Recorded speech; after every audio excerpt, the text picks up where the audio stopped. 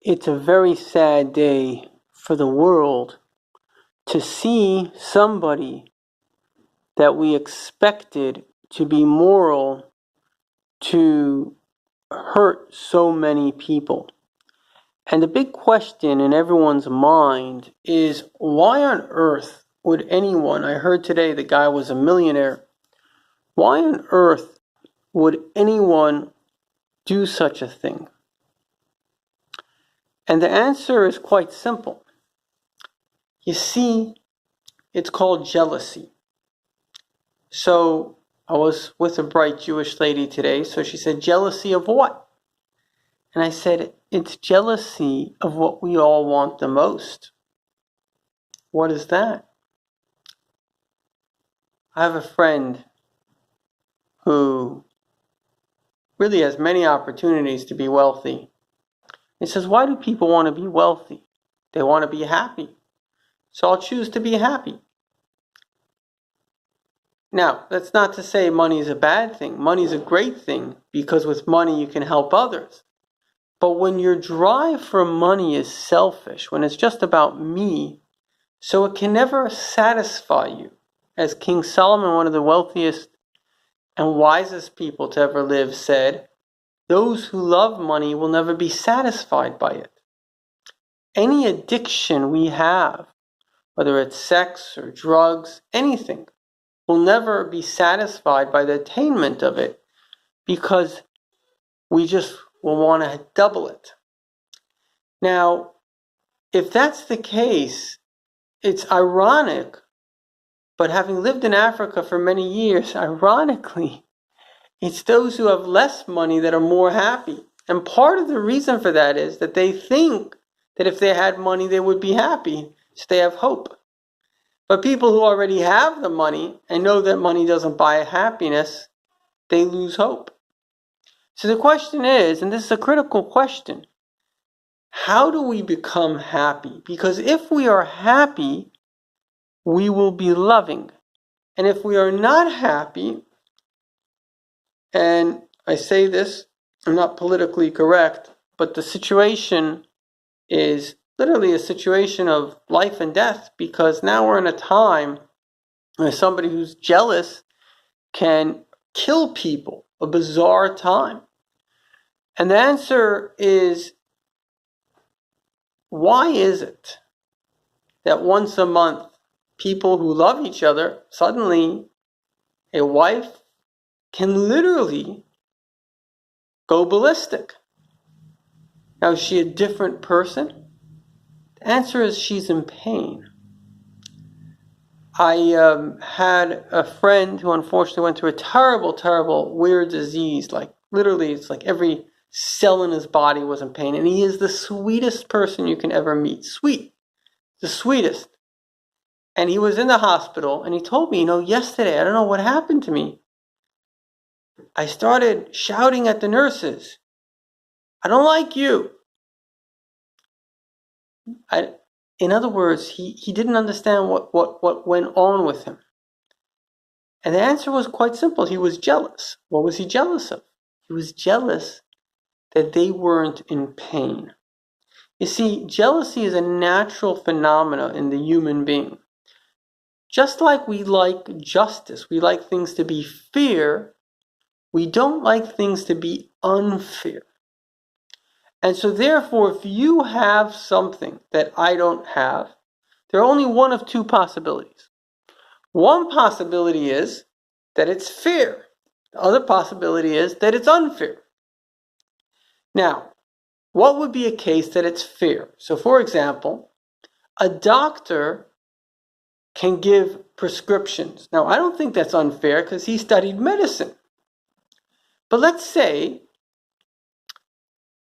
two people come into a room and somebody says, I'm asking your opinion on healthcare. And so they go to one person and he gives his opinion. And then you ignore the other person. Now, you didn't say, you're a doctor, I'm asking your opinion. Well, that's fair because he's a doctor. He knows better than me. He's saying, I'm asking everyone. Well, I'm included in everyone. Why did you just diss me? Why did you?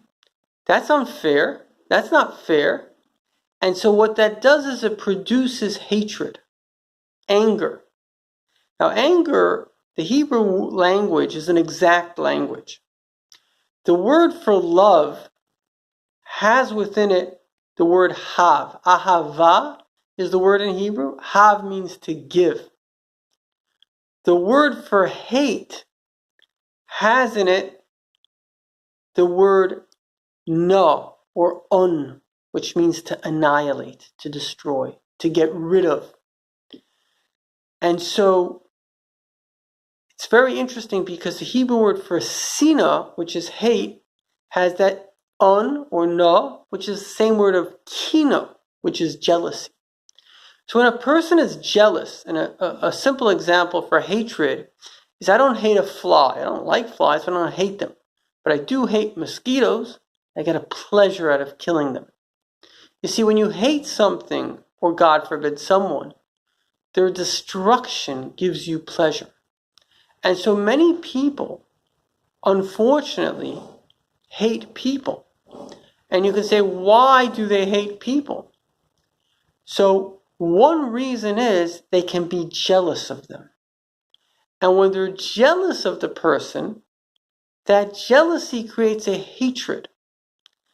And then the mind produces rationalizations that justify maliciousness. Nobody has the right to hurt anybody.